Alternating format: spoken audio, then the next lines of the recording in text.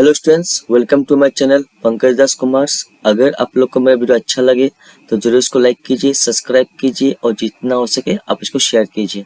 आज मैं आप लोगों को सिखाने वाला हूँ डेब्टर्स क्या होता है, डेब्टर्स के बारे में, फिर आपका बिल्स रिसीवेबल के बारे में, फिर क्रेडिटर के बारे में और फिर बिल्स पेएबल के बारे में। ये 4 टॉपिक का जो डिस्कशन है मैं इसी स्लाइड से क्लियर करने की कोशिश करता हूँ। Debtors are the person or firm from whom the payment is to be received by the business in future or in due course of time. So इसका क्या मतलब होता है? Debtors मतलब वो पर्सन या वो फर्म होता है जिससे एक बिजनेस को पैसा मिलेगा इन फ्यूचर, या तो फ्यूचर में मिलेगा और in due course of time में मिलेगा। ठीक है, सो इसका क्या मतलब होता है चलिए देखता हूँ। सपोज मान के चलिए मेरा एक कपड़ा का दुकान है और मैंने क्या किया, मिस्टर ए जो मेरा कस्टमर है मैंने उसको सामान उधारी में बिक्री किया।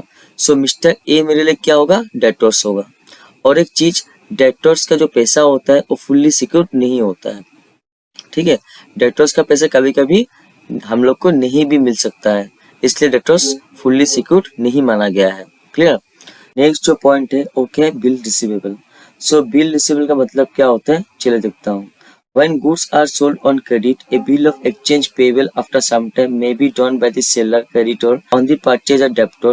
This bill of exchange is then accepted by the debtor, indicating that he would pay the amount written therein on the expiry of the period mentioned on the bill.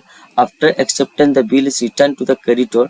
To the creditor, the bill is termed as bills receivable. So इसका क्या मतलब होता है चलिए देखता हूँ। Suppose मान के चले मेरा कपड़े का दुकान है और मैंने क्या किया, मिस्टर बी जो मेरा कस्टमर है उसको मैंने 1 लाख का माल उधारी में बिक्री किया। अब मिस्टर बी हमको बोला कि वो हमारा पैसा 1 महीना बाद हमको रिटर्न कर देगा। तो मैं क्या करूंगा, तो मैं मिस्टर बी को एक बिल ड्रॉ करूंगा। उस बिल में ये लिखा होगा कि मिस्टर बी ने हमसे सामान खरीदा उधारी में 1 लाख का और वो मेरा पैसा 1 महीना बाद हमको रिटर्न कर देगा, है कि नहीं। अब मिस्टर बी क्या करेगा, वही बिल को एक्सेप्ट करेगा और अपना दुकान का स्टैम्प और साइन मार के वो बिल हमको रिटर्न कर देगा। ठीक है, और बिल रिसीवेबल जो पैसा है वो हम लोग के लिए फुल्ली सिक्योर्ड होता है, उसका पैसा कोई मार नहीं पाएगा।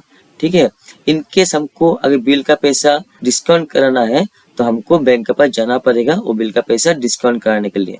और एक चीज, बिल रिसीवेबल हम लोग के लिए क्या होता है, संपत्ति होता है। क्लियर।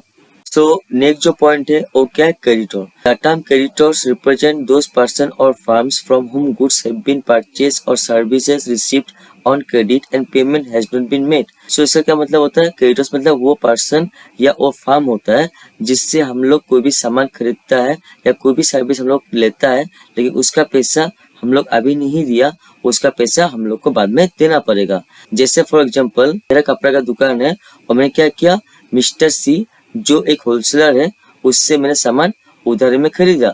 सो मिस्टर सी मेरे लिए क्या होगा, क्रेडिटर्स होगा, क्योंकि मिस्टर सी को हमको पैसा देना है कुछ दिन बाद। क्लियर। नेक्स्ट जो पॉइंट है वो क्या है, बिल्स पेएबल। सो इसका क्या मतलब होता है चलिए देखता हूँ। When goods are purchased on credit, a bill of exchange payable after some time may be accepted by the purchaser debtor after it is drawn by the seller creditor. After accepting, the bill is returned to the drawer to the purchaser. The bill is termed as bills payable. इसका क्या मतलब होता है चलिए देखता हूँ। मान के चलिए मेरा कपड़ा का दुकान है और मैंने क्या किया, मिस्टर डी जो एक होलसेलर है उससे मैंने 1 लाख का सामान उधारी में लेके आया और मैं मिस्टर डी को पैसा 1 महीना बाद दूंगा। सो मिस्टर डी क्या करेगा, मिस्टर डी मेरा ऊपर एक बिल ड्रॉ करेगा और उस बिल में लिखा होगा कि मुझको मिस्टर डी को 1 महीना बाद 1 लाख रुपए देना है कि नहीं। और मैं क्या करूंगा, उसी बिल को एक्सेप्ट करूंगा और अपना दुकान का साइन और स्टैम्प मार के मैं मिस्टर डी को वो बिल रिटर्न कर दूंगा। सो वो बिल मेरे लिए क्या होगा, बिल्स पेएबल होगा। और बिल्स पेएबल मेरे लिए लायबिलिटी है और बिल्स पेएबल का पैसा सिक्योर होता है, मतलब हमको बिल्स पेएबल का पैसा देना ही पड़ेगा। अगर मैं दे नहीं पाऊंगा बिल्स पेएबल का पैसा तो मिस्टर डी मेरा ऊपर कोर्ट केस भी कर सकते हैं। क्लियर। आई होप आपको यहाँ तक सब कुछ क्लियर है, सब कुछ समझ में आया होगा। तब भी कोई भी डाउट होगा तो आप हमको कमेंट में जरूर लिख सकते हैं। Thank you, have a nice day.